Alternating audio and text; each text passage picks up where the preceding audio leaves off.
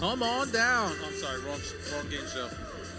We could play Come On Down, Price is Right. Yeah. I don't know if there's any cash and prizes, but there's laughs and fun. Yeah. I like to buy a bottle. Oh, they just hit their 50th Did they? anniversary.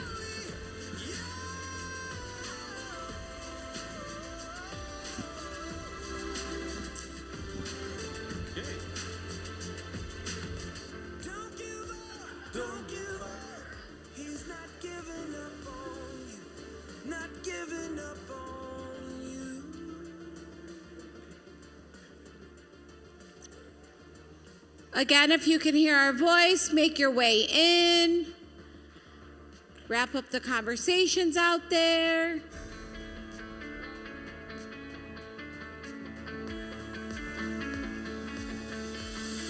We don't have any dad jokes. Do you have any dad jokes? No, I leave that to G-Pop. I may hurt myself. I may sprain something. Yeah. I'll do a dad joke.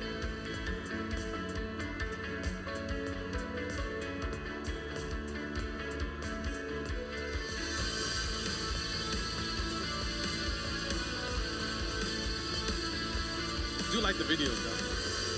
Yes. Our graphic designer is very good at what they do.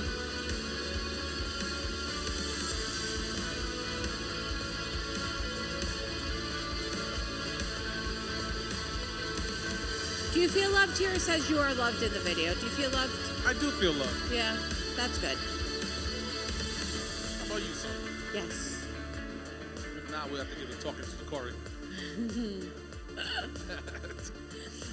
All right, guys, we have majority rules this morning. You know the drill. Get your phones out. Go to ccg.buzz. The code is ZHGL. Again, get your phones out. ccg.buzz. And the topic is New Year's resolutions. New Year's resolutions. How many, raise hands, how many had New Year's resolutions and already broke them? No? Probably. No hands? No hands? I don't say them out loud because then I disappoint myself when I break them. So we just try to do better. Progress, never perfection. All right, ccg.buzz, guys.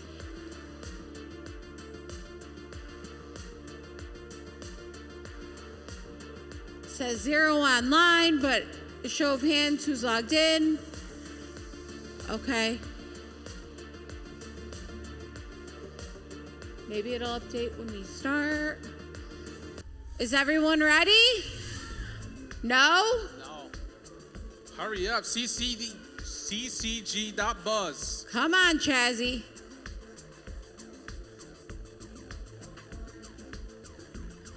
All right, let's get started with our first one. New year, new year, new year, new you. Are you giving up?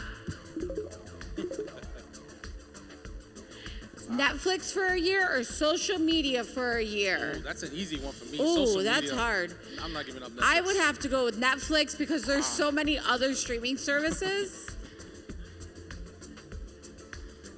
Let's see, what are we giving up? Netflix. Netflix. Yeah. Wow. Okay, so there are quite a few. That people was not going to their house. 100%. All right. Let's see. Chazzy and Harper are up at the top. Okay. Nice. Fast fingers over there. Mile High win. I don't know if that's appropriate for this morning. Who's Batman? Huh? Somebody is Batman. Probably Corey. Corey. No. Oh, Jerry. Oh, yeah, I should have known that. All right, let's see. Would you rather celebrate New Year's in New York City or Hawaii? Hawaii on the beach. Who Aloha. wants to be in a diaper in the know. cold? Yeah. Not me. I think this one's a no-brainer. I better not see a New York City up there once. You're from this Wow. Hawaii. Oh, 92. 8%. 8%. All right, we need accountability. That's the crazy person in the crowd. Watch out for that. Raise your hand. I'm from Brooklyn, and I don't want to be in Brooklyn. All right. during the winter. Mile High win. All right. Jay Dizzle. Is that Jimmy? You don't count. You made him. Oh, well, I guess it's majority, so doesn't matter. Let's see. Would you rather have an extra week of winter break or summer break? Summer break, parents can tolerate that better, I guess, than winter break being cooped in. That's right. Go outside I and would play. have to say summer, right? Lock them outside. Nobody got sick from hose water. Majority says summer. 7%. There's that crazy person again. Yes. The same person that probably went to New York City. Is that you? You the crazy person? Yeah. Oh, okay. Mile High Wind. Who is that? Oh, I know who that is. Is that Joey? It's Oh, is he Jets. ashamed because the Jets. Jets didn't make it to the playoffs? Absolutely. So he's got to hide? Yes. Okay, that's what that is. Yeah. All right, let's see what's next. All right, this is the last one before Battle Royale. This year, would you rather go to bed at 9 p.m. or 1 a.m.? I used to be a 9 p.m.er. I'm now like a 1 a.m.er. Oh, I'm getting too old. 9 p.m. is getting late for me. Right, 10, 11. 1 a.m. with Mike. Let's see. 9 p.m. All right. There we go. Early to bed, early to rise. All right, let's see. Chazzy and Harper. All right, the battle between daughter and dad. Let's see. It's Battle Royale. Yeah. Let's get ready to rumble. Rumble.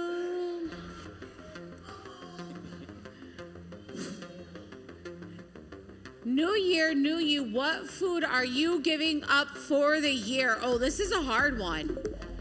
None. Pizza, hamburgers, both. You are crazy. You are crazy. You are cray-cray if you think I'm giving up any food. I'm surprised Froyo wasn't up there. That's sacrilegious, though, I guess. We can't give that up. No. You are crazy. You are Oh, my crazy. goodness. All right, let's see. Oh, Chazzy and Harper. All right. Wow. Let's see. Last one. Oh, go ahead. Are you a football bowl game? Well, you are at a football bowl game. Would you rather All right, you're at the Super Bowl. Sing the national anthem. Be the ref. play in 5 days, in 5 plays, or operate a camera? Let's see. I want to play in 5 plays. I don't know. None of it. Oh, let's see. Yeah. Play in 5 plays. All right. They want to get in the game. Let's see who won. Cookie. Cookie from the... Who's Cookie? Cookie. Oh, Todd. Drumstick. Nice. Took it out. Okay. I like it. And that's the game. That's the game.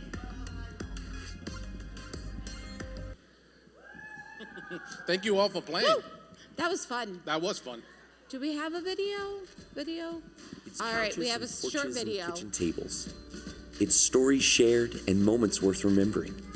It's hoping and praying and taking chances. It's laughter and tears and friends to talk to at the end of the day. It's ears to listen and hands to help you get up when you fall. It's questions and answers and I don't knows.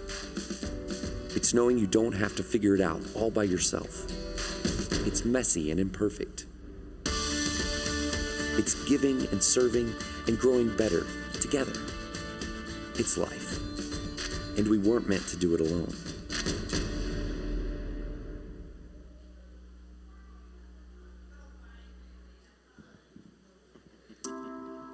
I don't know about you, but I love my life group. How about you? I do. Oh, well, I better. My picture's right there. Right.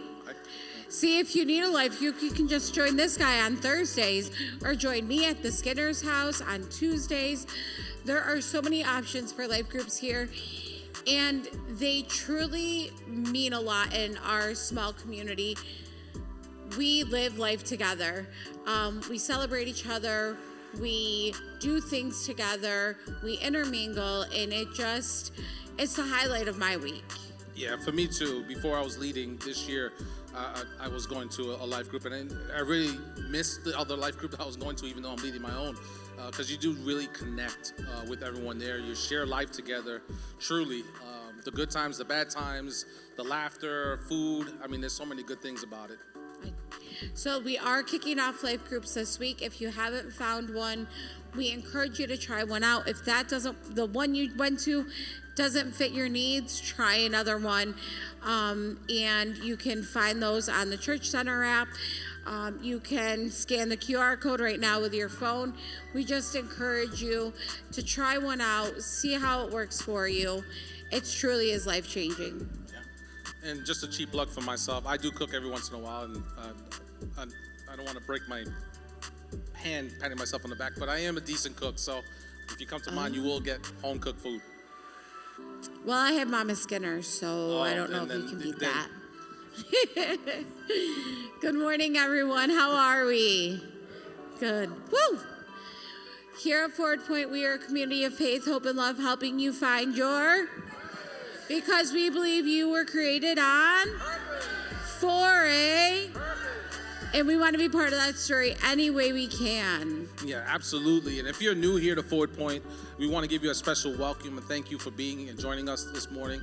And we'll hope that you were able to get your free gift of banana nut bread and a small little package as a welcome and a thank you. If you haven't, don't worry. At some point today, before you leave, right out those doors, you'll see a welcome center, and there's people out there who will give you a welcome packet, the banana nut bread, and be happy to meet you and greet you there. Over the next 75 minutes or so, there's really no right way or wrong way to participate with us. Feel free to sit, to stand, go enjoy some coffee, bring back some popcorn, some water. There's some snacks, and I think there was oatmeal, raisin bar, and a chocolate chip bar. I don't know if they're still out there, because I grabbed a couple myself. But if they're still out there, go enjoy that, bring it. We just want you to join in with us this morning. Absolutely. And we would love for you to connect with us this morning digitally as well as with everyone. So the first way we would like you to do is pull out your phones and text the word welcome to 315-883-2213. That'll give us a little more information and allow us to send you a gift in the mail. So please do that. We also have social media you can follow us on: Facebook, Instagram, X. Just sharing a story, inviting a friend. You don't know how much you could change someone. That, again, is why I am here. I saw someone's post on social media. Now you can't get rid of me. And one of the best ways to connect and to also find out what's going on here is going to your app store and downloading Church Center app. That is where we have our calendars, our life group information, prayer requests, a lot of fun stuff on there. So we encourage you to download that today. Absolutely. Where are all the kids at? Now's the time. Woo! There you go. All right, Miss Eileen is waving her arms back there. You can go follow her up there. We're going to continue with our conversation. Absolutely.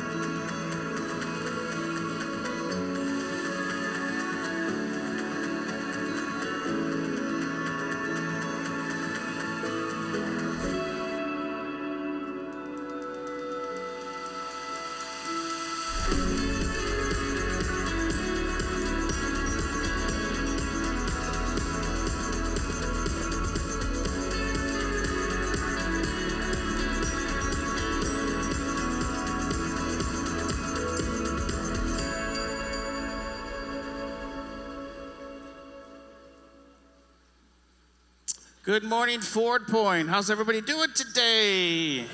Yeah, so great to see all of you. Feel like I just need to make a couple clarifying statements here about the Mile High win there that was up there on the screen. Sonia took that to a different place. That's a reference to the Denver Broncos because they play in the Mile High Stadium because it's so the elevation. Someone's a little bitter that his team didn't make the playoffs and is rooting against the Bills' win today, but we'll see who's laughing next week. Also, some other cool stuff that happened, not even just this week, but last night. Last night, we had some friends of ours, Ben Cameron and Jade, they got engaged. So if you turn your heads to the back there, you can see them in person. They look even better in person.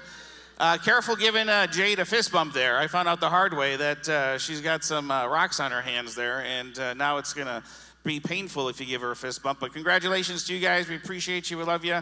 Excited to see how we're all going to be able to be at the wedding for you. We'll be there and looking forward to putting together the menu with you guys. So I'm a good taste tester. Just let me know when we're going to go do that, okay?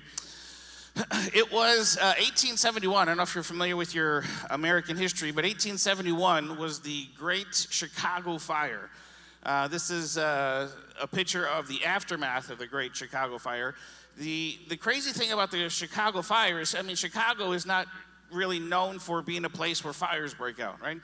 But at the time, all over Chicago, the quickest way, the easiest way to build buildings was by using wood. So a lot of the major skyscrapers, buildings that you had were all made of wood, but they were experiencing a drought during that season. Now, the origins of the fire are kind of debated. They're not sure if it started in a barn or if it was a cow kicking over a lantern in the barn, but the fire started down here where this little red circle is in that arrow. That's where the fire started. And you can see that it went from there and almost just caught like, I hate to use the expression wildfire, but that's what happened. And it went north. The winds caused it to blow north. And it's amazing. You would think there's a river, if you've never been to Chicago, that actually runs right through the city. It's pretty cool if you've never had the chance to be there, but it's pretty. They have all sorts of tours that go through there, activities you can do on the river, and you would think that river that kind of goes right through the middle of the city would act as a barrier to this fire that just began to spread and travel northward in Chicago. But the crazy part was that the wind was blowing so hard and the conditions were so ripe that the wind was able to actually blow embers of the fire over the river, and it was able to consume much more of the Chicago area north of the river. They say it's, some 3.3 square miles of the city was burned and left to ashes. Crazy. But if you've not had your head in the sands, you're well aware that right now in Chicago there is another fire brewing. And in the same kind of thing, they have these just optimal circumstances where the right setting could cause something to happen where just over the course of a few days, not even a week yet, and they estimate that it's some, close to over 30 square miles, over 11 times to date, and the fires are still going, and they think that the conditions are going to get even worse over the next few days, where this fire is spreading. And, I'm kind of a news junkie. I like reading about what's going on in the world. And one of the things that I heard about the things that weren't happening in Chicago or in California that could have helped prevent these things are these things called controlled fire. If you're not familiar with what a controlled fire is, what they will do is they actually will go to different areas that may be prone towards having wildfires like this, and where there's brush that accumulates that winds up being very dangerous. Is they will go and they will set up these circumstances where they're able to set things on fire, but in such a way where it burns where they want it to burn. So if a fire were to start, it would get to where this controlled fire had been, and it would have nothing else to burn. And it would die out all on its own. And you think, man, it seems kind of weird that the way to prevent fires from happening is by actually setting fires. But in a controlled, intentional setting, with the right environment and with the right intentionality, it still can be dangerous because sometimes things can get out of hand. But you can take care of, and it actually not just prevents future fires from happening, but it actually allows some of the greenery, some of the fresh grass to be able to grow. Because what happens when the brush comes and it accumulates, it prevents the sun from being able to shine on the lower level greenery in the area, and it can die out a lot of the vegetation. So they will have these things called controlled fires. The process of burning something, of destroying things actually, for the sake of not having major wildfires or for the sake of allowing other things to be able to grow. It's kind of an interesting concept. Last week we started this series talking about the art of being unordinary. We said, you know what, being unordinary is really just taking our ordinary lives, our ordinary skills, our ordinary resources, and being willing to lay them on the altar. When we lay them on the altar and allow God to consume those things, that's when our ordinary becomes unordinary. That's when God is able to do things through us that we never dreamed or imagined. And with that comes a certain level of maturity in our faith, in our life, right? Because it's not just an easy, let's all get up and put the things that we value most on the altar, right? And we're not all rushing to do that. So as we begin to lean in and grow in this way, Paul tells us that we start to enter into maturity. We start to grow in our faith in who he's called us to be. Now, on the flip side of that, immaturity, right? Immaturity, he says, is this idea of, man, you can fit in without even thinking about it. Right? You can kind of go through the motions and you just look like everybody else without even thinking about it. You become really good at that. And that's just ordinary. But he says, if you take your ordinary life and you lay that on the altar, not only will you be growing your maturity, but that gives God the opportunity to do some pretty awesome things in your life. Now, for me personally, my church journey growing up, I think about all the different churches that I've been to and have been a part of, and growing up in a Christian home. I mean, I'm knocking on 43 years old, and for I would say the majority of all those years, I've been a part of some kind of church. And I got to tell you, it's been kind of a buffet of different kinds of churches. I've been to some churches that are very kind of, dry. I mean, maybe a piano, maybe an organ, but never both at the same time. You kind of sit, stand at certain times. I've been to those kinds of churches for portions of my life. I've been to some churches where, you know what, it's church doesn't end unless everybody in the room has been doing some kind of jumping and shaking and falling down. I mean, that's just the nature of a large part of the church experience that I've had. I've been to other churches where there's lights and it's, kind of going through some crazy concert experience. I've been to all sorts of different kinds of churches. And I think back about, man, all those different experiences, all those different places that kind of highlighted different things and said, this is kind of what it means to be a Christian and what we're going to emphasize on our Sunday mornings. And I look back and I wonder, which one of those places had it right? Because they all can't be right.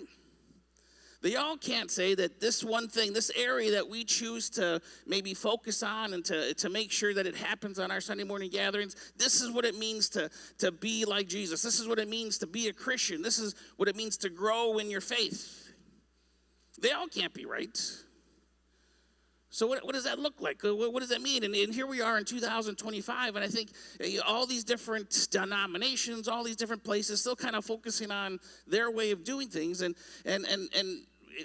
we've lost sight of Jesus. And as a result of that, we find ourselves where we talked about last week, where churches are struggling to stay alive, struggling to keep their doors open because they kind of just fall in this ordinary rut of doing the same thing that we did last week and the same thing we did the week before, and we're in these ordinary ruts. And there's this tension, a tension between maybe just replicating some kind of strategy that this is what we grew up with, so that's just how we do it.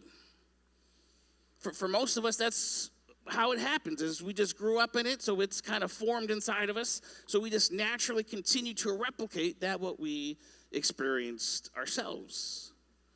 But it's this tension I'm starting to feel about, man, how do we just get out of replicating what we've always done and entering into a story? That what you and I are a part of here in Eastwood and what you're a part of in your neighborhood and your workplace is part of a story that God is writing.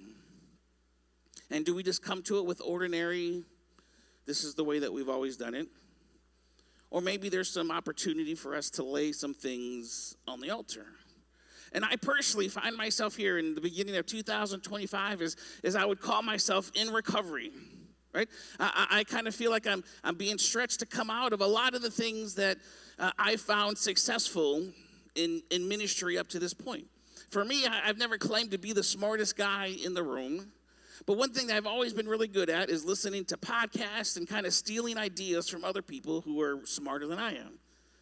And in different areas of youth ministry, and I've been able to steal the right kind of ideas and attracted enough people where it would seem from the outside as being successful. And I get here to Syracuse, New York, where I grew up, and never thought I would be in ministry here in Syracuse, New York, but here I am, and I'm sticking to my strategy of kind of just stealing the best pieces from other people's things and trying to bring them in here, and I just still find it's like we're, spinning in that mouse wheel in a cage, kind of doing a lot of work, but maybe not quite going anywhere.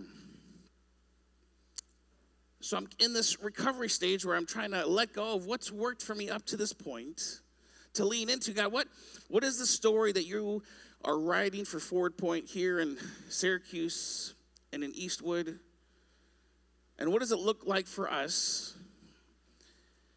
as we begin to launch into this unordinary lifestyle to let go of those things and to be who you have called us to be? So for you in your area and your work, there may be the same thing, some kind of elements of success that you've used to get to where you're at today, but they're not going to be the same elements of success that are going to take you to where you need to be. They just become an ordinary rut. And no matter what your church experience has been and your element of success in the spiritual realm, whether it's been speaking in tongues or it's been, just being smarter as far as knowing more information about the Bible, whatever your element of success has been up to this point, it feels like God is doing something where he's kind of removing, by churches realizing that maybe the way we've done things isn't the way we've been called to do. So in the midst of whatever your element of success has been up to this point, my question that I've been asking myself is, where is Jesus in the midst of that? Because a lot of times our elements of success that we have or that we've experienced or grown up with, it brings immediate results, right? We walk away from maybe a Sunday morning and we think, man, based on the things that happened, that was a great morning. Man, a lot of people were speaking in tongues or jumping up and down, or a lot of people were in the seats. Or, man, that we had more people this week than we did the week before, and that may be an element of success that we've used, but that's just an immediate element. And what we're going to begin to look at today is Jesus gives us some examples of living this unordinary life that is actually more viewed over a long view of time. That it's not something that can just happen overnight. It's not something that can just happen by flipping a switch or by raising your hand or maybe standing up here as part of some kind of response.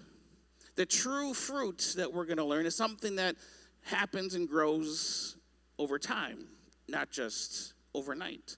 But think about it. Your faith and the different things that you say, man, these are the times that God has really moved and showed up and have been awesome. There's a good chance that those come as a collection of one moment encounters. Man, I remember this conference that I went to. I remember this night of worship or all these different things, and that night really changed my life. But lives aren't changed over the course of a single night. That may be where the seed is planted. That may start something. But the real fruit is something that grows over time.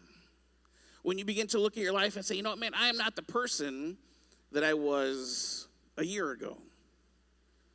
Right? Life change happens over time. It can't happen overnight. But how much of our Christianity and our religion and our culture today is based on these single moments? These opportunities where, man, it felt really good, Maybe it seemed like a lot of people were participating. Man, do you know, we sang through that bridge, that song 20 times. It was so powerful. I got the goosebumps, right? God really showed up. And I wonder, is that the fruit that God is looking for in our life? Because the fruit we're seeing is churches are struggling. Faith is struggling in America. And so we have Jesus. Towards the end of his life, he spent 3 years with the disciples. And even after 3 years of walking with Jesus, the disciples still weren't getting it, right? The disciples were still coming up with some pretty harebrained ideas. The disciples said, man, there is this city that didn't want Jesus to come. And the disciples said, Jesus, do you want us to go and call down fire from heaven on this city and just consume them, right? Like, after spending any length of time with Jesus, where would you come away thinking that Jesus' answer to people who disagree with him is just to, like, drop the bomb, right? Like, we're not getting it, right? Right at the end, before Jesus is about to wash their feet, they're arguing about who's going to be the greatest, right? Like, when we get to heaven, right now, that the 12 of us, we're kind of all on the same page, but I wonder, when we get to heaven, who's going to be like angel first class, you know, an angel second class, an angel private, right? What's going to be the pecking order? Who's going to be the greatest?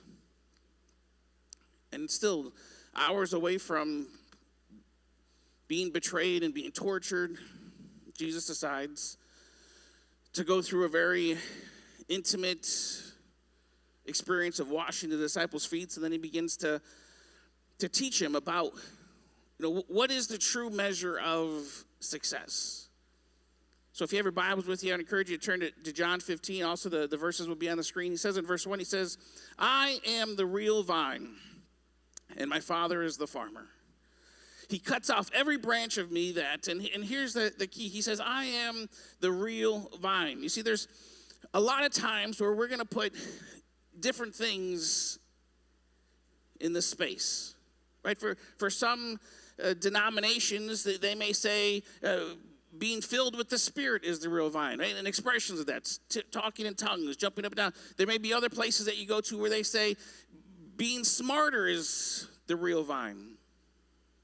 But Jesus lays out this example. He sets the bar and says, man, everything is about me.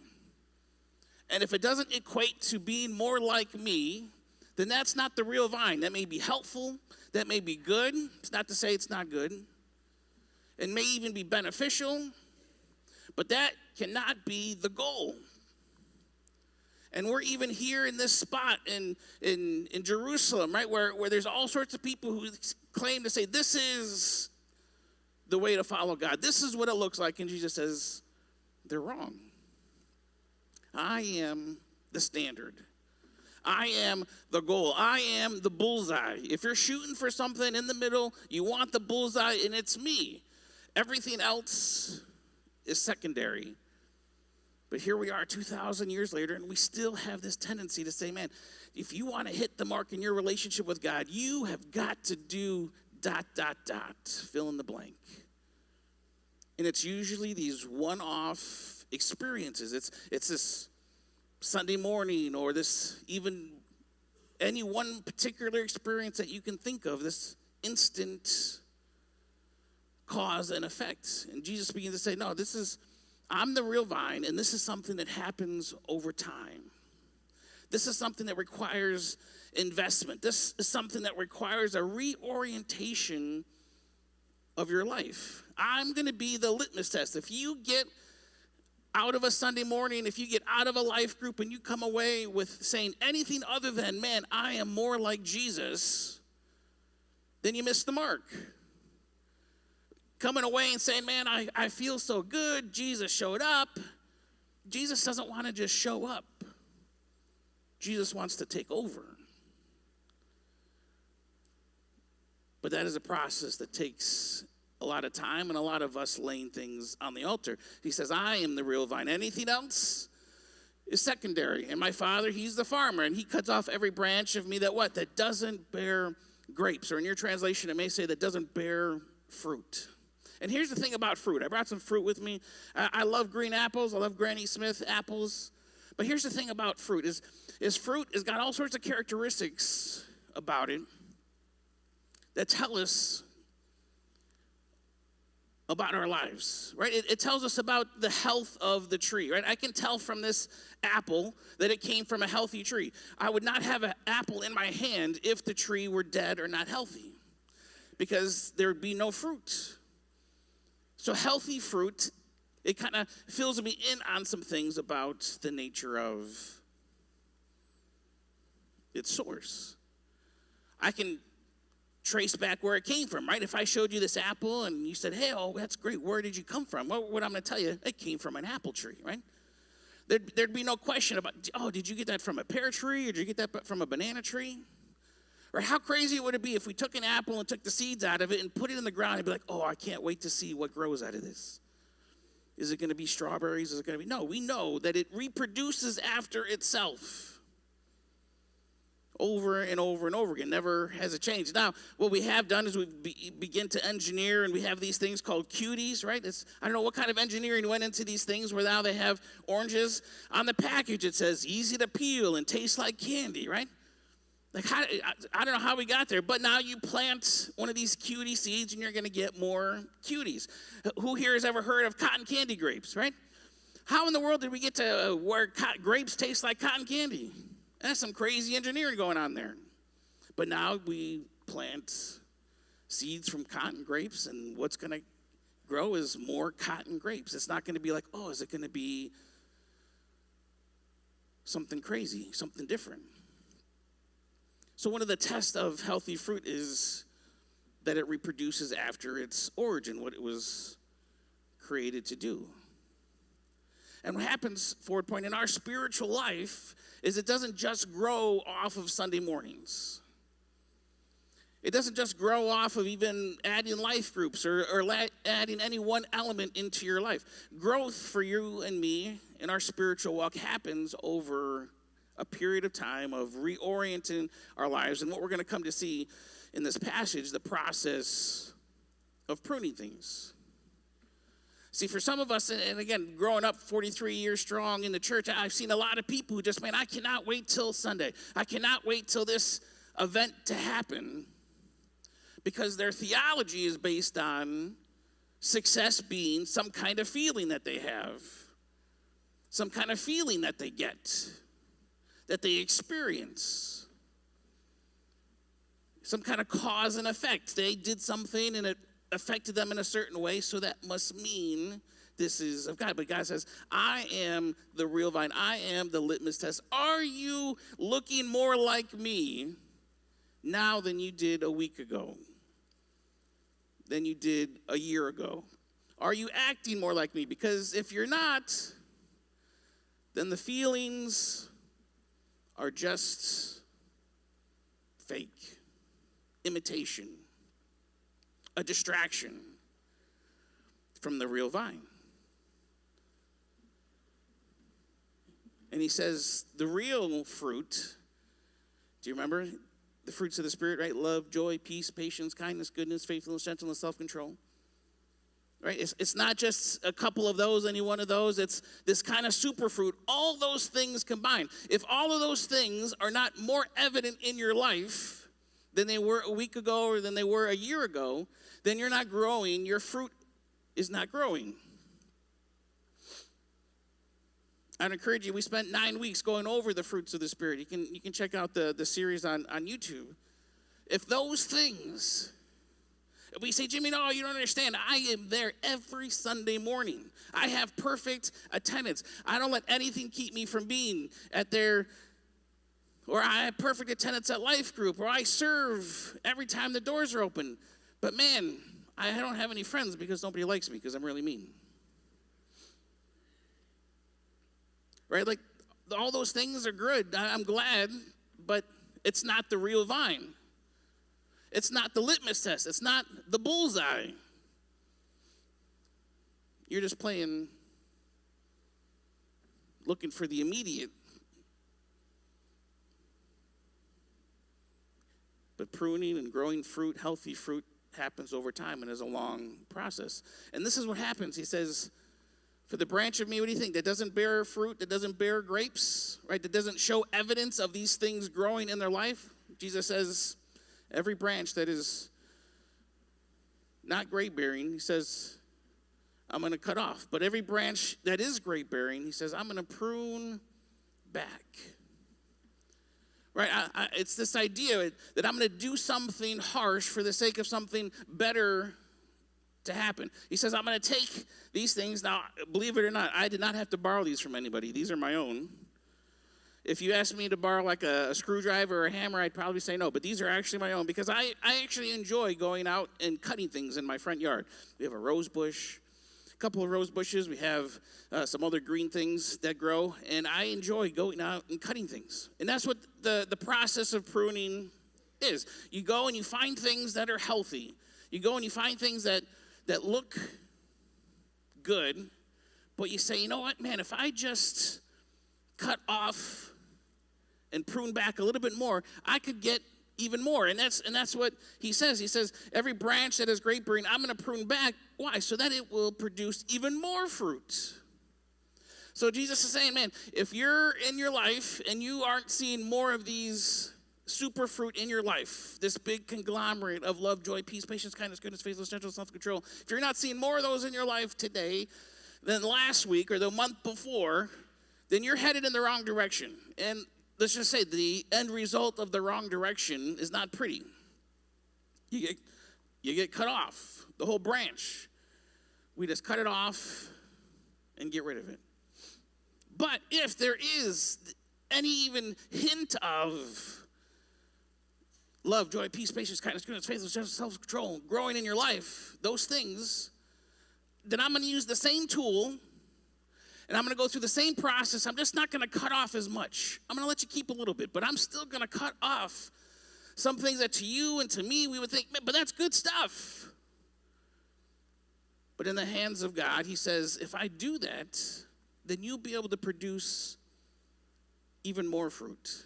Like I recognize you look at your life and you think, man, isn't this fruit awesome? And God would say, yes, it is awesome that it's growing. But if you just allow me to go through this process with you, if you lean into it, then we can have even more fruit. And you can see this in more areas than just in wildfires where you do the controlled burning so that, it doesn't in the end have wildfires or so that other vegetation can grow. I think of the artist Michelangelo, right? And he would talk about, when asked about how he sculpted the great famous David sculpture, right? And I wanted to use a picture of the David sculpture to kind of talk about this, but then I looked it up on YouTube and it's a little scandalous, so I didn't do that. I encourage you not to look it up on YouTube because you may be taken aback. But he says, you know what, the sculpture was always in the marble. I just removed the excess marble around it. Now, I don't know much about marble. I know, different stones or have different values, and granite is better than this and that. But I'd imagine if you came across a big hunking chunk of marble, that still would be beautiful. That would look great. But by removing strategic pieces and parts, Michelangelo was able to create this statue that is known by most people since its creation. The same is true when I get up here to speak. The hardest part about getting up here and speaking is to not go on for hours, right? And to everybody said amen, right? Because you want to get home and watch the Bills game. But it's the hardest part. I always come in, I get up on stage, and I'm always thinking, man, I do not have enough material. This is going to be so short. And week after week, I'm always going 10, 15 minutes over, right? Because the hardest part of communicating is not just saying stuff. Because that's easy. It's easy to give you all sorts of information and to say this is the Hebrew word that has this root, meaning that means this, and this is the Greek word that means that. Like I could give you all sorts of information. And that may make you smarter. But it wouldn't necessarily make you want to be more like Jesus. So what I do is I sit in front of my iPad after ruminating over hours and hours throughout the course of the week, and I begin to remove different things that just don't help me get to where I'm trying to get people to move towards and to lean into. And that requires removing So much so that I look at my iPad and I look at my keynote and I think, man, this is going to be super short. This is just not enough to say. And I get up here and you guys would be the first ones to tell me, we got to get him off the stage. He's still talking. Right? Because it's hard. It's a skill to be able to have the least amount of words with the greatest amount of impact. Because more words does not just automatically equal great impact. It's strategic words. It's specific words. It's removing of all the distraction words that don't help us get towards where God is wanting to take us. So in our lives of wanting to bear more, the amazing thing that this process of cutting the branch versus just pruning, it uses the same tool and it feels exactly the same. The process of cutting stuff off, it feels exactly the same. Only one bears more fruit and one gets thrown in the trash. So there's a good chance you may be here this morning and you've, in your life right now, maybe feel like, man, why is God taking me through this? Why does it feel this way? And it's because of one of two things. It's because you're in the process of dying. The fruit, the life of the branch of the vine is dying. The fruit, love, joy, peace, patience, kindness, goodness, faithfulness, gentleness, self-control, is becoming less evident of your life. And the branch is beginning to be cut off. Or it could be because you are growing. You've leaned in. You put stuff on the altar. And it feels exactly the same. But Jesus says, because of this, I'm going to be able to bear more fruit in your life as a result of going through this process that you've got to submit yourself to. The thing with the branch is the vine, it doesn't really have much choice in the matter. The farmer just comes and he does it. But the difference between you and me is that you and I have to be willing participants in the process. Right? He gave us a thing called free will. Animals, no free will. Branches, vines, no free will. You, free will. Me, free will. So we have a choice that we either lean into the process of growing and bearing fruit, knowing that he promises you can take it to the bank where he is going to take the same tool and prune some things back in your life to help you bear more fruit. That's what you and I are signing up for. That's what he promises. But unfortunately, what we like to do is orient our lives around what feels good. Because the cutoff process and the pruning process, neither one of them feels good. It hurts, it's hard, it's painful, it's exhausting. It's tragic. It doesn't feel good. So we like creating our experiences that make us feel good, and we become event junkies where we just head to the next event, can't wait for the next event, gotta get my fill of the feelings. Because as long as I feel good, then I feel like I'm growing in my faith. Because of course God wants me to feel good. Does he? I think if that was what he wanted, he would have come up with a much better strategy than taking some shears to your life and getting rid of and cutting away and burning things so that you could bear more fruit. He would just say, it's awesome, I got this wand, and I just wave it, and poof, we have more fruit. Right? That would be easy. Our lives, more often than not, our religion, more often than not, reveals that's kind of the God that we believe in. We're just waiting for the next moment for God to come in and swoop in and make us feel good. Right? It's usually the half story that we tell, right? That sin entered the world, and because of sin, we're all destined to death. But Jesus died on the cross, and all you have to do is raise your hand or say this prayer, and then you are in a get out of hell free card. And we usually leave it there. And we forget that it's not just an immediate process, that he's called us into a life of becoming more like him. When we say we believe that you were born on purpose, for a purpose, what we're saying is we believe that you were created to be a disciple. And disciple is someone who makes other disciples. And a disciple is someone who's being led by someone, but is also leading others. But for most of us, we just think it's, man, did you ever say a prayer where you asked Jesus into your heart?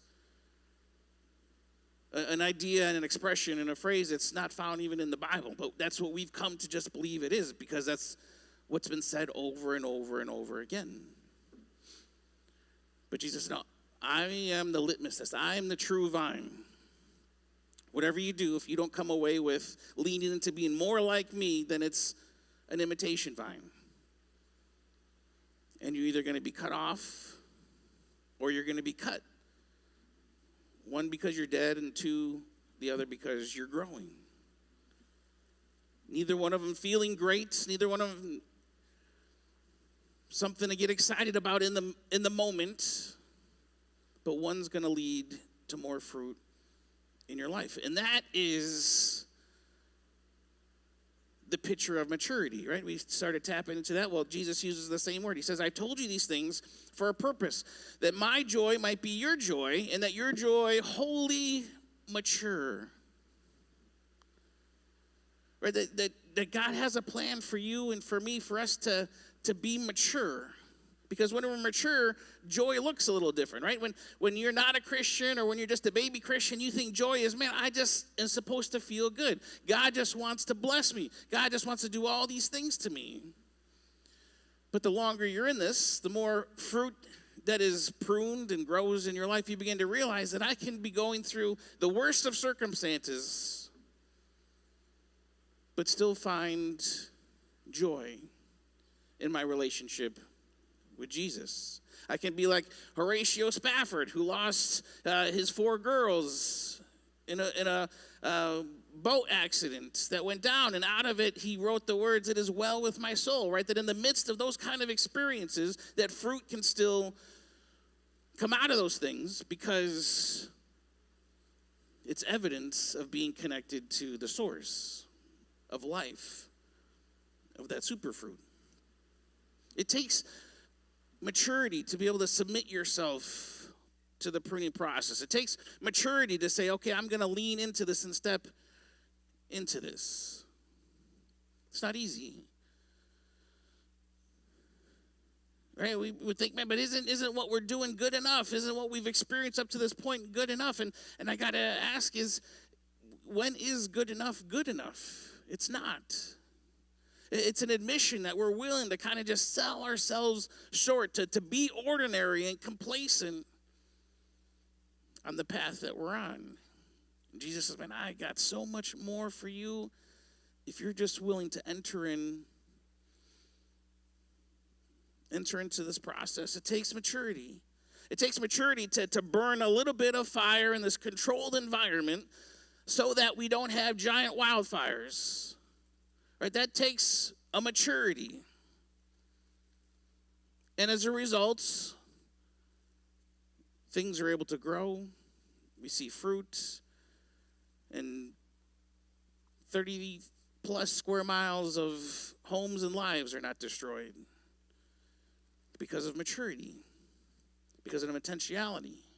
You see, there's not much different between the arson and the person who's doing the controlled burning. They're using the same tools, right? Both are setting out with a blowtorch. Both maybe look the same. They may be wearing the same kind of flame retardant clothes. You probably wouldn't be able to tell the difference between the person set out to start a fire, to burn everything down, versus the person starting a fire to prevent that from happening. Right? It's not until you see the fruit of their actions that you begin to realize, man, that guy is no good, and we want this guy on our team, and he needs to be paid more. It's the heart, it's the intention, and it's the fruit that begins to bear witness to the maturity, so that we could be wholly mature. And if there's nothing else, man, I could be totally fine for the rest of however long we're at Forward Point and Forward Point is here, if it's just this group, if we're all just getting more and more mature and making an impact in the community around us. I would hate to trade that in for the sake of, man, I would love to fill these seats and just have a bunch of people who just are desperate for the next experience and desperate for the next feeling and not having any kind of fruit in their life. Because remember, Forward Point, fruit, it doesn't happen immediately. You don't walk away from a Sunday morning saying, man, the fruit in my life just busted right out of the soil, right?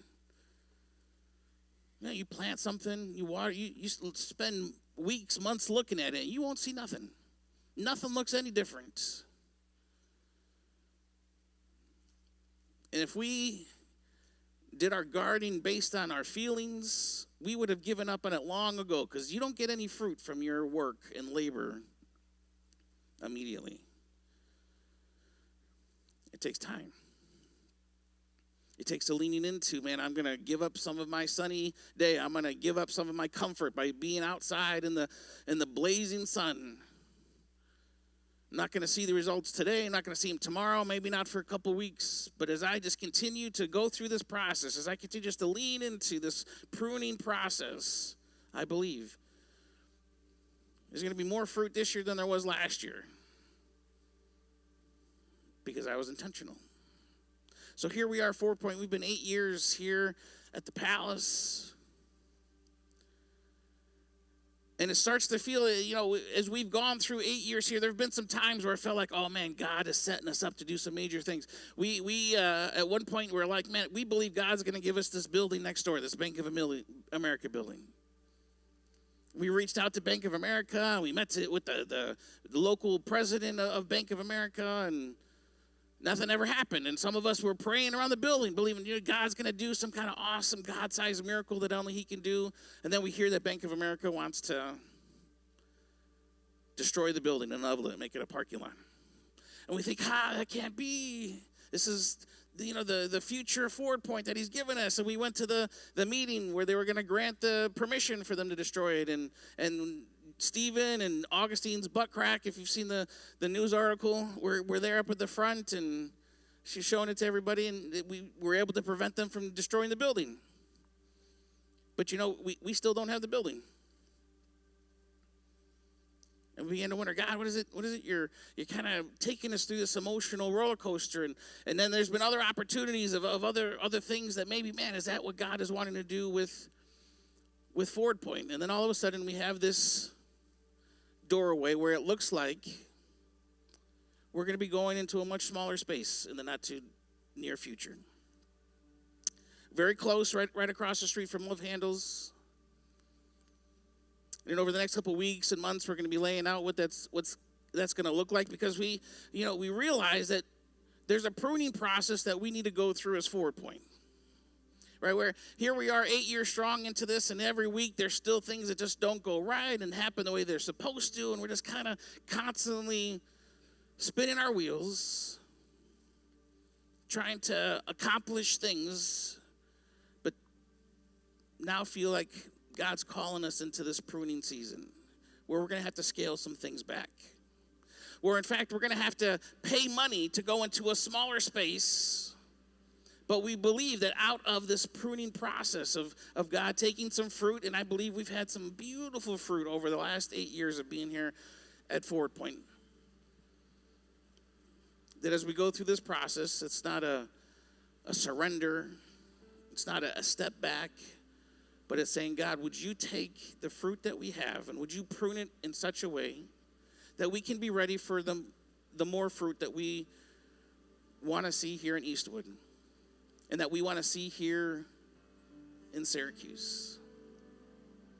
Would you take us from just being an ordinary church that just goes through motions, and would you help keep us from ever getting to a place where we just feel like we're Sunday morning junkies or we're life group junkies, but actually over the course of time we can look back over our lives and say, man, we are so much more like Jesus than we were before we started coming here. And for some of us, that may be your story, but for others of us, that's not. We're exactly the same way. We look the same, we act the same way, and maybe you've been coming for a long time, but it's because you've never submitted yourself. You've never entered into, you never said, God, would you do this in my life? This pruning process. So now he's taking us through it as a church. And we're going to be kind of pruning every aspect of what we do. Our gatherings, our first impressions, everything is going to be pruned. Because we believe that God has more fruit for us. Your life has an opportunity to be pruned. But it might start with this morning looking at my life as, man, is my life on the trajectory of needing to be pruned? Or is my life on the trajectory of needing to be cut off? What does the fruit look like in your life? Is the super fruit of love, joy, peace, patience, kindness, goodness, gentleness, faithfulness, self-control more evident in your life, or is it less evident in your life? Do you look more like Jesus? Because he's the true vine. And this morning we're going to invite him to do some things in our life that probably going to hurt, probably going to be hard, probably going to be scary, probably require great sacrifice. But we said, you know what, it's worth it. As a leadership team, it's worth it for what we believe is going to be even greater fruit.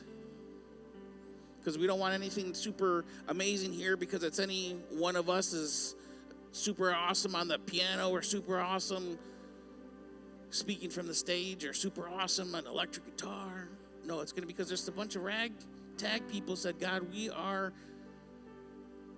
going to submit ourselves to the pruning process, not just once, not just twice, but over and over and over, so that our joy, our spiritual life may grow in maturity. Because that's really what the world's going to look at and think, man, everyone else is living for what's best for them, but there's this weird group of people that are constantly just doing what's best for the community around them. It doesn't make any sense. But because of the joy and maturity, the pruning process, more fruit is going to come. So I encourage you to continue joining us over the next few weeks as we share more and more about the steps that God's going to be taking us on this next journey. But come only if you're ready to pull up your sleeves, to get a little dirty, a little messy, to be invited into something a little hard, a little uncomfortable. And if the answer is yes to that, then I can only, based on what Jesus says, say that we're going to be bearers of more fruit. And nothing makes me more excited. God, we're so grateful. God, for the fact that you are able to take a bunch of talented,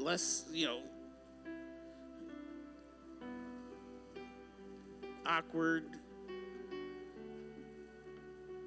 goofy, silly, ragtag group of people, and you've allowed them to find some sense of family and community with each other. And this morning, the call is that you wanted us to push us out of the comfort of just the people we've been doing life with for the last year, the last decade, into a brand new area. And at first, it just doesn't make sense to start cutting stuff away, and it doesn't make sense to set things on fire. But God, this morning, we want to be a part of that controlled burn.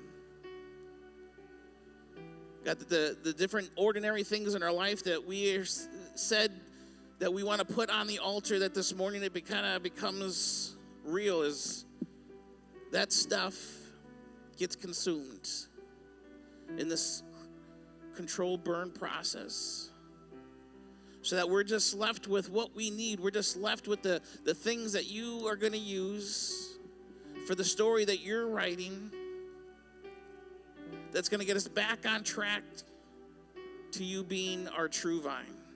that you wean us off of the feelings, you wean us off of where we are, where we sit, what we do based on how we feel and how it makes us feel, but because we want to be more like you, our true vine.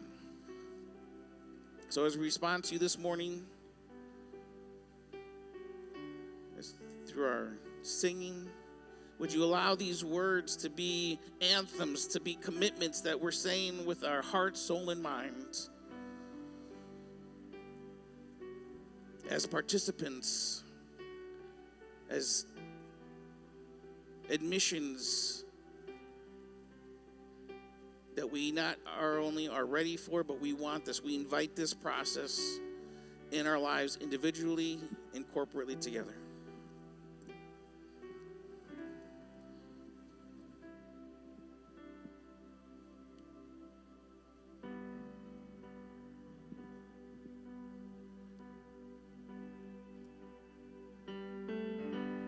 Letting go of every single dream, I lay each one down at your feet.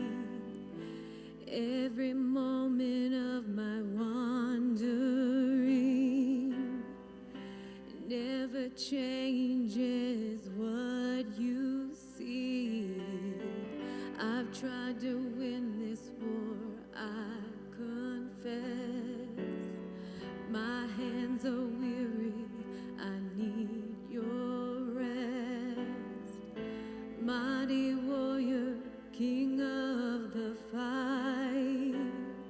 No matter what I face, you're by my side.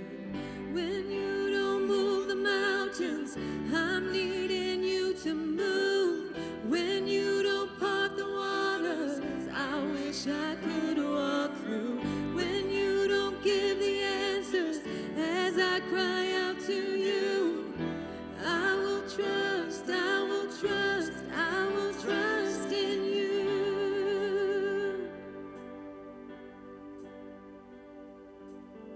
Truth is, you know what tomorrow brings. There's not a day ahead you have not seen. So in all things be my life and breath. I want what you want, Lord, and nothing less. When you don't move the mountains, I'm needing you to move. When you don't part the waters, I wish I could walk through. When you don't give the answers as I cry out to you, I will trust, I will trust, I will trust in you. I will trust in you.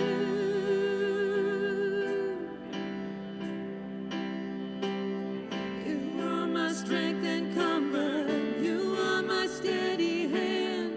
You are my firm foundation, the rock on which I stand. Your ways are always higher. Your plans are always good. There's not a place where I'll go you've not already stood. When you don't move the mountains, I'm needing you to move. When you don't part the waters, I wish I could walk through. When you don't give the answers as I cry out to you, I will trust, I will trust, I will trust in you. I will trust in you. When you don't move the mountains, I'm needing you to move. When you don't part the waters, I wish I could walk through. When you don't give the answers as I cry out to you, I will trust.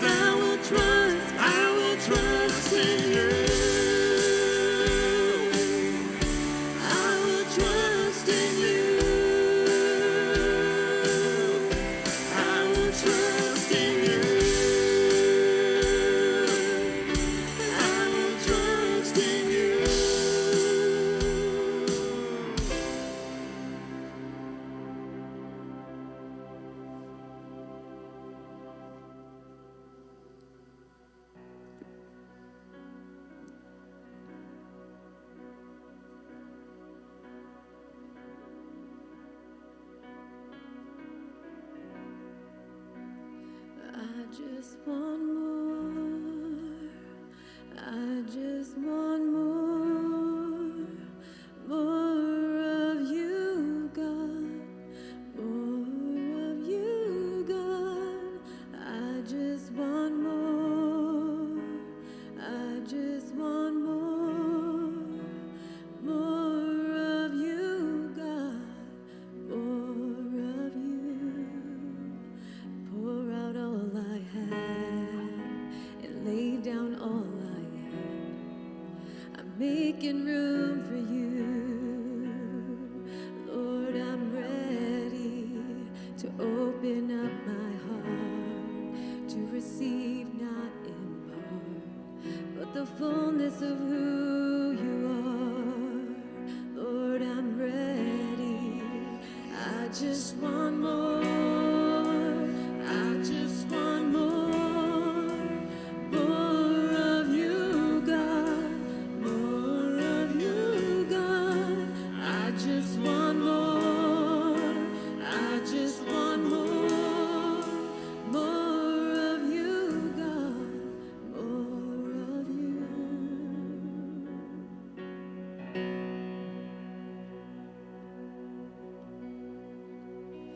Come and reach to my heart.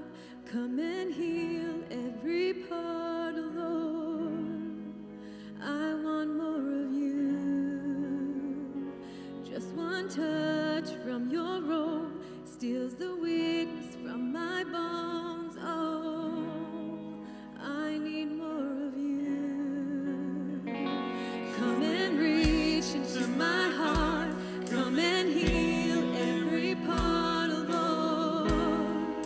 I want more of you. Just one touch from your robe steals the weakness from my bones. Oh, I need more of you, Lord. Just more of you. I just want more. I just want more. More of you, God.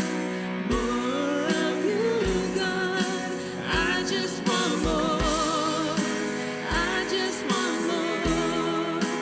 More of you, God. More of you. I just want more. I just want more. More of you, God. More of you, God. I just want more. I just want more. More of you, God. More of you. Come and reach into my heart. Come and heal every part, Lord. I want more of you. Just one touch from your robe steals the weakness from my bones. Oh, I need more of you. I just want more.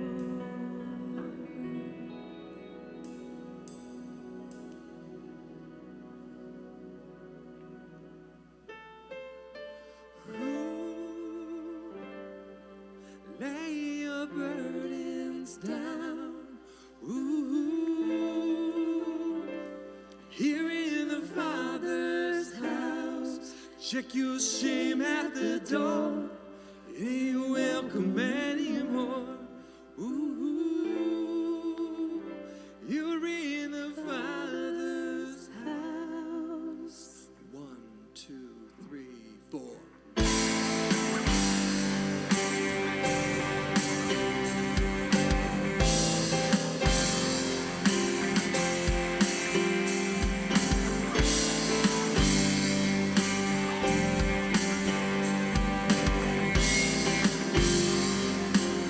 Sing with us sometimes. Sometimes I'm on this journey, get lost in my mistakes. What looks to me like weakness is a canvas for your strength. Oh, my story isn't over, 'cause my story's just begun. failure won't define me, 'cause that's what my Father does. Oh, failure won't define me, 'cause that's what my Father does. Ooh,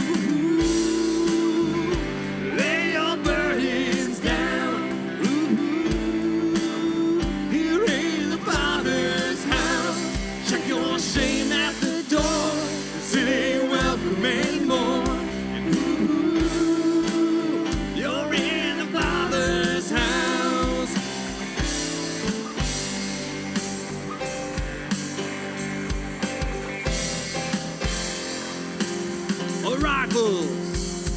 Arrival's not the end game.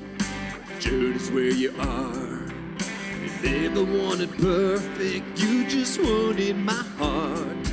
And the story isn't over, 'cause the story isn't good. Failure's never final when the Father's in the room. Oh, failure's never final when the Father's in the room. Ooh, lay your burdens down. Ooh, here in the Father's house. Check your shame at the door, 'cause it ain't welcome anymore. Ooh, you're in. Sing it again. Ooh, lay your burdens down. Ooh, here in the Father's house. Check your shame at the door, 'cause it ain't welcome anymore. Ooh, you're in the Father's house.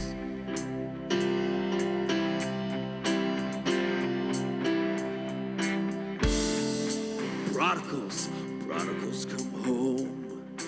Helpless find hope. Love is on the move. The Father's in the room. Prison doors fling wide. The dead comes to life. Love is on the move. When the Father's in the room, miracles take place. The cynical find faith. His love is breaking through. When the Father's in the room, let me hear ya. Jericho's walls are quaking, strongholds now are shaking. Love is breaking through when the Father's in the room. Oh, love is breaking through when the Father's in the room. Lay your burdens down. Ooh, here in the Father's house. Check your shame at the door, 'cause it ain't welcome anymore. And ooh, you're in the Father's. One more time. Ooh, lay your burdens down. Ooh, here in the Father's house. Check your shame at the door, 'cause it ain't welcome anymore. Ooh, you're in the Father's house.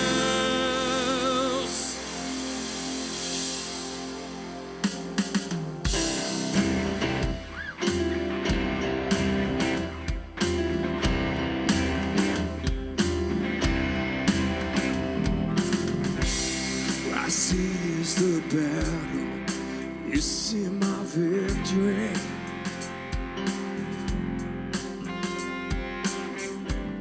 What I see is the mountain. You see a mountain moved.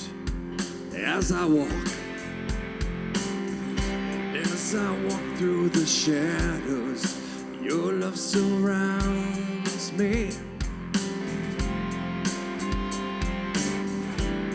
There's nothing to fear now, for I'm safe with you. Let me hear you, church. So when I fight, I fight on my knees with my hands lifted high. Oh God, the battle belongs to you, and every fear I lay at your feet. Oh, I sing through the night. Oh God, the battle belongs to you.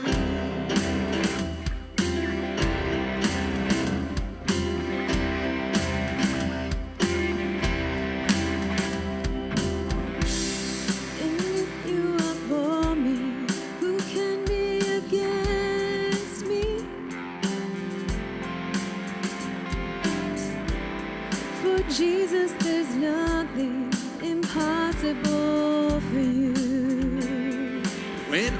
I see. When all I see are the ashes, you see the beauty. What I see is the cross, God. You see the empty tomb. So when I fight on my knees with my hands lifted high. Oh God, the battle belongs to you. Never fear, I lay at your feet. I sing through the night. Oh God, the battle belongs. Sing it again. So when I I'll fight on my knees with my hands lifted high. Oh God, the battle belongs to you. And never fear, I lay at your feet. I sing through the night. Oh God, the battle belongs to you. Almighty fortress. Almighty fortress, you go before us.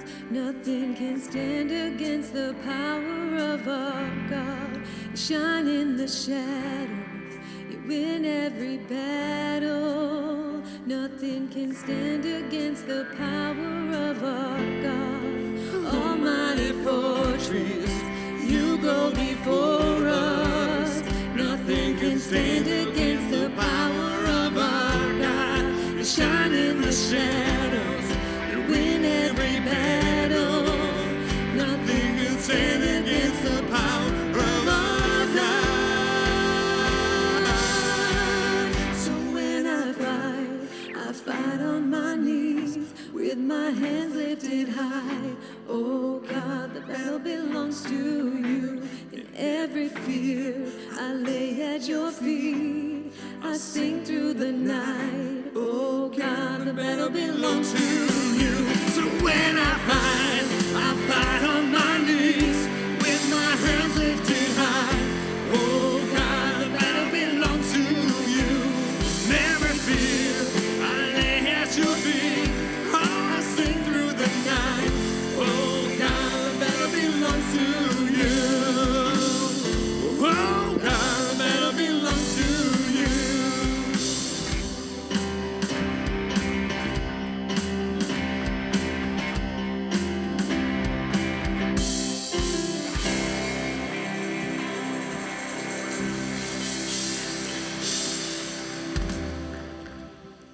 We just want to thank everyone again for joining us this morning. Again, if you have not connected with us, feel free to text the word welcome to 315-883-2213. Download our Church Center app. Join us on social media. Many ways to get connected here. Yeah, absolutely. And if you kind of come here to Ford Point, or it's first time many times, and you kind of want to give to a Ford Point so that we can do the things like love handles and reaching out into the community. Here at Ford Point, we believe that giving is a joy, and it is a joyous life that you can live when you do give. There are 4 ways that you can do if you want to support that. You can do it in person. We have a Joy Box that's located right in the back. You can do it in person, or you can do it by texting any amount to 84321. You can do it on the Church Center app, as we just mentioned. And you can also donate online at www.forwardpoint.org/give. If there's something on your heart today that you need prayer for, we do have a dedicated prayer team here. They will meet in the back corner. They will pray with you about anything, and they will keep that confidential. So please feel free to utilize them this morning. Yeah, absolutely. So this is for anybody. You don't have to raise your hand or anything like that. But if you do have a need of prayer for your stomach, go to the prayer team. They kind of have it laid on their heart for that. So if that's you, at the end of this, you can kind of go to them and they'll pray with you for that. We want to thank the Palace Theater for having this wonderful venue.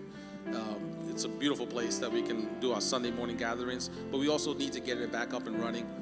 Just for the events that come up during the course of the week, we get popcorn on the floor, spill coffee, things like that we have to clean up. If you have the opportunity and the time, you can help us. Right in the back of the closet, somebody will be there to give you an assignment and tell you what we need. And if you brought a kiddo today, please don't leave here without them. We're not collecting them. They're yours to take back. And with that, we just want to thank you for joining us this week.